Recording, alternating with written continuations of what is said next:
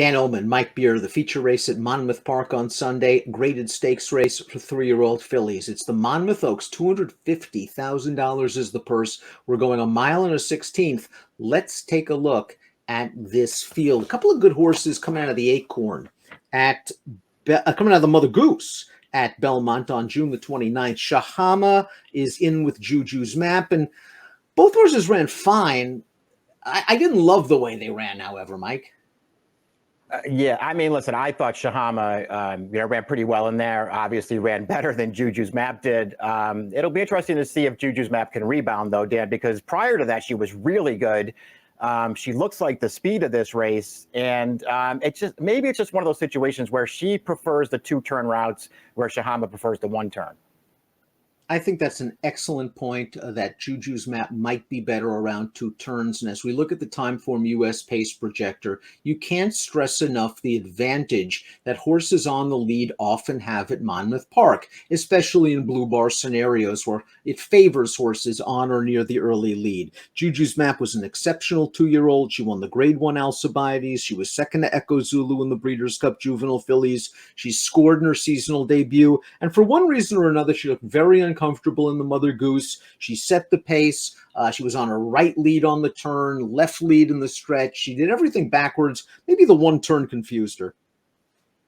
Yeah, I mean, you have to try to make some kind of excuse for her if you're going to go back to her in here. That being said, if she rebounds and runs one of her good races, she's going to be really, really hard to beat.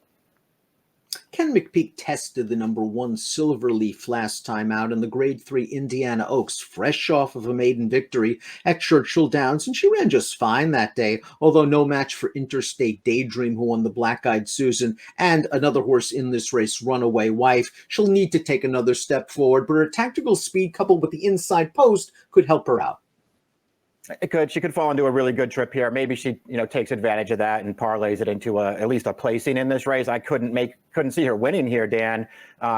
If nothing else, it looks like her stablemate's better than she is, and her stablemate's not the horse to beat yet.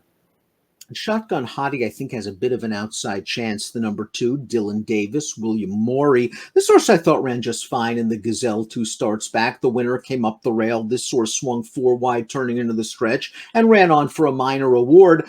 I liked her in the Delaware Oaks. A lot of folks did. She was the favorite that day, and we're going to watch that race right now. And it was a race where Johnny Terranova's Midnight Strike got the jump on her on the second turn. But that being said, Shotgun Hottie's got all the momentum here, and it looks like she's going to eventually grind down Midnight Strike. She doesn't.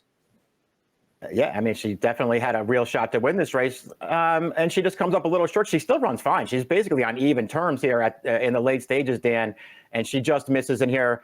The horse that beats her is actually pretty good, though. Yes. I don't know. She ran fine in that race. I can see her running really well right back here. She's going to need a little bit of pace to develop in front of her, though. Juju's Map, the horse to catch, maybe the horse to beat. The Mother Goose was a disappointing performance, but she's going to get Lasix again. The one and only time she raced with Lasix was her seasonal debut. She went gate to wire that day in a second level allowance. I won't be surprised at all if she just runs away from this field. I'd like to demand a little value, though. Yeah, it feels like she's going to be favored. Probably should be. We'll see how they wind up betting the race. I don't know what to say about her Mother Goose Den. She was bad in there. But her return from the layoff at Churchill against some older fillies and mares, she ran really, really well that day. I thought she looked really good off the layoff. I'm not going to be surprised at all when she rebounds and wires this field. Runaway Wife came into the Indiana Oaks off good form at Churchill Downs, and she gave heavily favored Interstate Daydream a scare. Let's turn into the stretch. Interstate Daydream, something like 1-5 in this race. Runaway Wife runs right by her. And at the 3/16 pole, it looks like this horse is going to pull off an upset, but she hangs on her left lead for a long way down the stretch and allows Interstate Daydream, probably a slightly better horse, to come back and beat her. Yeah, she ran well in here. It didn't feel like the kind of race that she could have won. At the end of the day, the 1-5 favorites, just a little bit too much for her. Still, Dan, big step in the right direction for this horse. Improved her buyer by 10 points, made a real run at a good horse in that race, and just couldn't quite get it done. There are things to like about this horse, and she's going to be a fair price in this race.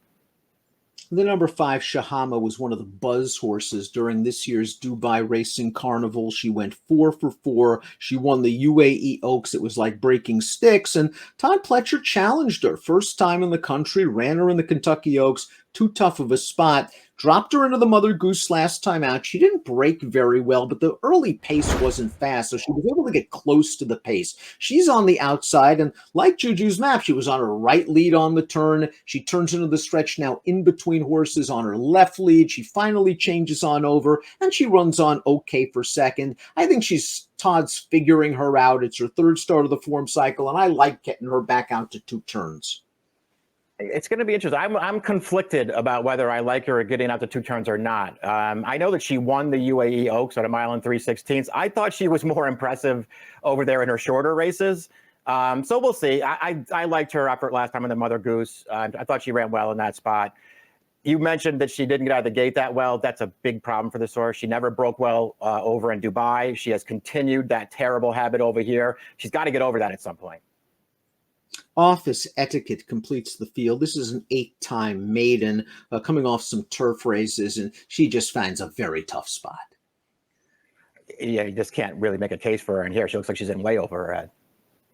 Let's take a look at our top selections for a good edition of the Monmouth Oaks. These are some talented fillies. We're both going to go with Shahama. We're both concerned about her lack of a break. And if she doesn't break, there's a chance that Juju's map just tries to stretch this thing out at the half-mile pole, because Shahama was close last time, but only because the pace was so slow, right?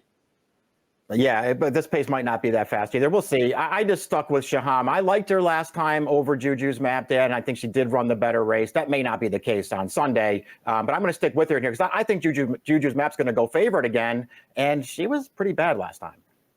I tend to agree that Shahama will be the second choice in here. We have the same super with Shahama on top in the Grade 3 Monmouth Oaks. Best of luck.